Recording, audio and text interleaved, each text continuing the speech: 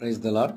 ప్రియమైన దేవుని సేవకులారా, సహోదరులారా, ఒక విషయాన్ని మనం గమనించినట్లయితే, ప్రభు అయిన యేసుక్రీస్తు ఈ లోకంలో ఆయన పరిచర్య చేస్తున్న కాలంలో యేసయ్య ప్రతి ఒక్కరికి ప్రార్థన చేయటం నేర్పించాడు.